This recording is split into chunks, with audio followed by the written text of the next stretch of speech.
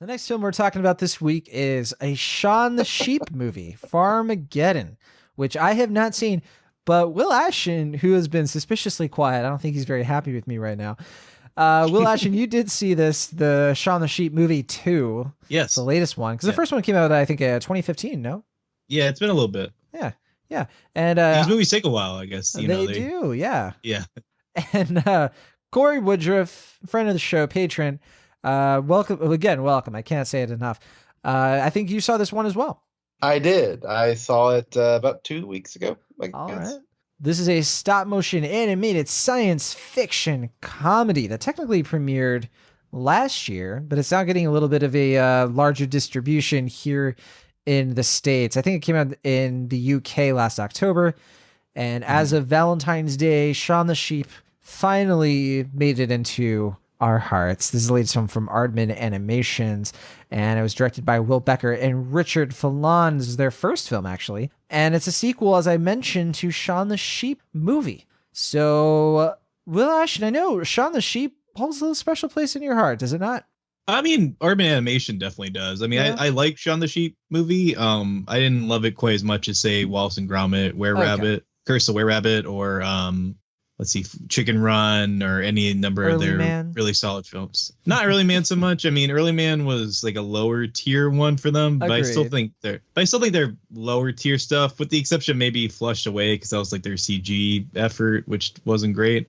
I tend to think more often than not their movies are really worth watching just from a visual perspective at the very least, and I often think the emotion and humor and sincerity that they put into all their films is really just some of the makes some of the most enjoyable family films out there. And I would say the same for Shaun the Sheep movie Farmageddon, which I think is more or less on par with the first film for me, where it's another mostly silent film centered around, it's a spinoff of the character from the Wallace and Gromit shorts. And these movies are really good about taking what would seem like fairly flimsy premises and just really drawing them out with a lot of like inspired visual gags and a lot of great characters and just a lot of different background sight gags and a lot of just old fashioned inspired comedy bits that, I mean, every time, I mean, I've only seen the Shaun the Sheep movie twice now, but I mean, just every time I watch an Armin film, I just feel like they're a bomb on the soul or bomb to the soul, and they just fill me up with so much warmth and happiness. And they remind me that I think at their heart, stop motion movies are some of the purest forms of filmmaking.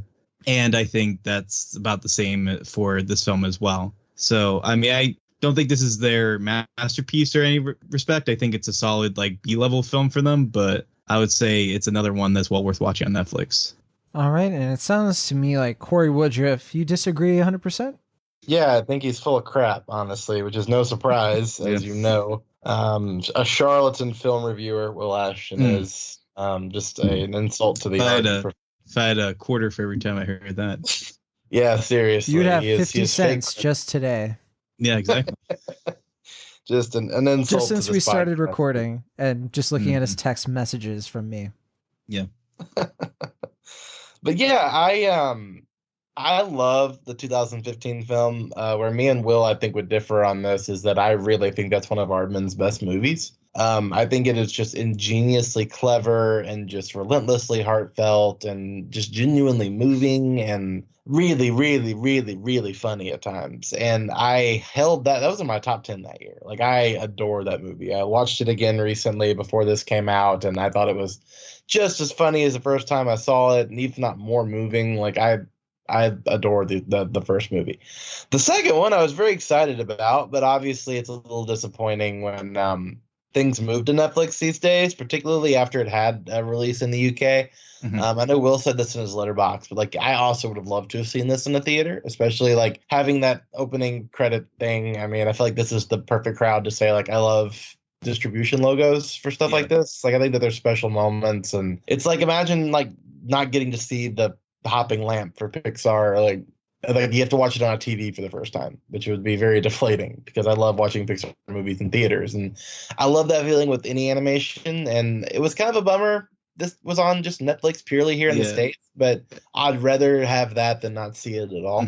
So, I thought this was a really fun movie. I think it's very much a step down from the first film. I think it's a bit more of a gimmick, I guess, and a bit more of an episodic thing.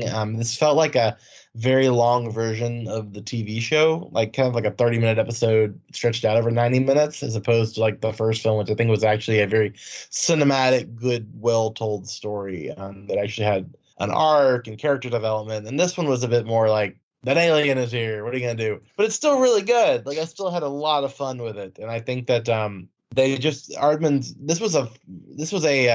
It was just a more concept heavy movie. I don't think it's quite as funny as the first film. I think the emotion is definitely there, and I think it absolutely gets better as it goes on. But I think that for a movie where Shaun the sheep is running around with an alien, and then Blitzer the dog gets caught up with everything, and you see him being frustrated every 5 minutes, and the farmer is doing it.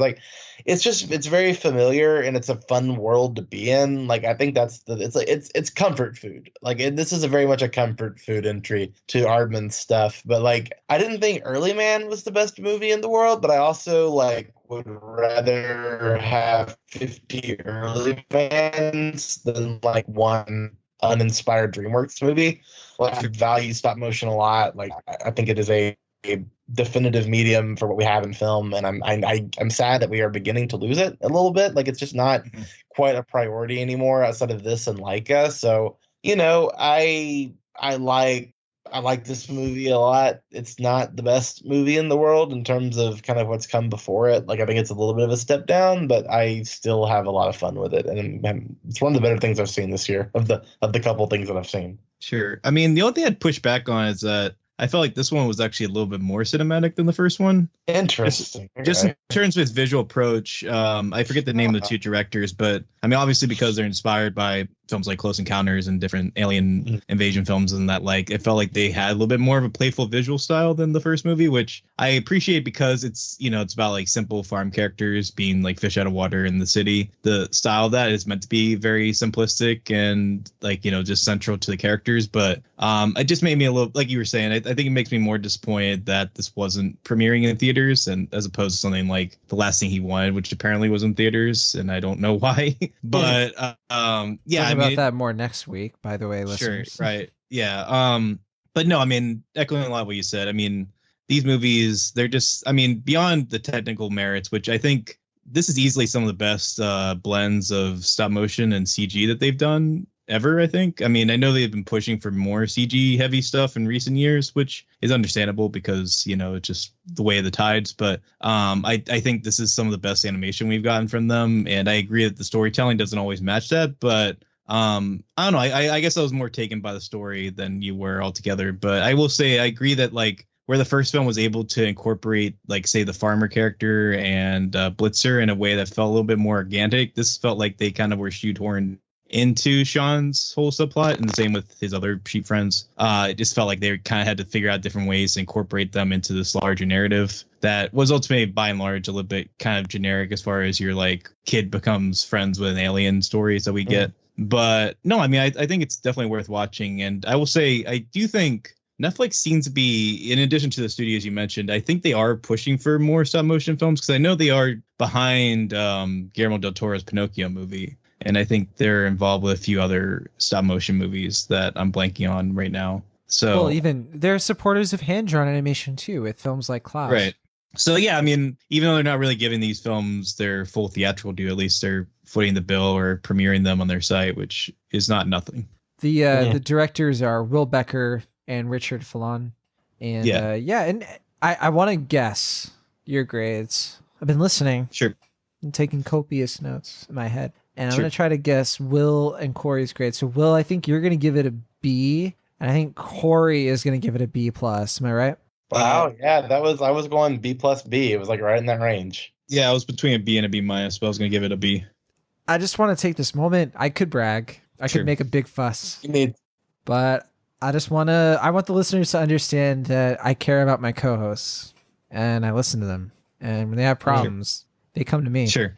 And I listen, and I don't just leave them by the wayside. So, Shaun the Sheep movie 2, Farmageddon. Final thoughts? Oh, I mean, Do you have any more, Corey? I think that kind of sums up my final thoughts. Yeah, I just, like it's just like the annual, like, telethon call to action. Like, just please keep making these movies. Like, I know we've got Chicken Run 2 coming out probably in the next, keep forgetting about that. yeah, my guess is probably like next year after that, sometime in 2020, 21, 22. But Yeah.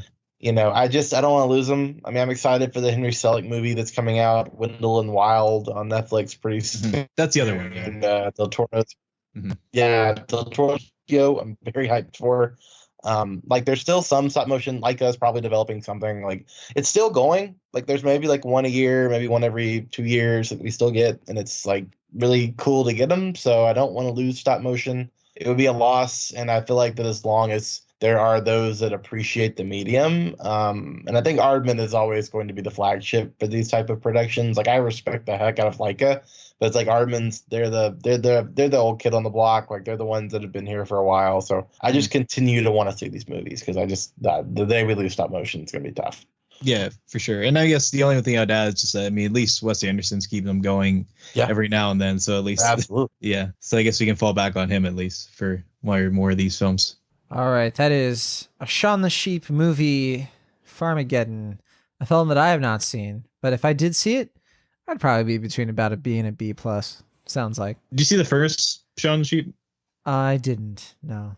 Okay. Oh man, you need to watch them. I have to say I've seen a lot of Wallace and Gromit. I saw Early Man, and it's not my favorite animation. But I do my best to stay up. You to bite it. your tongue.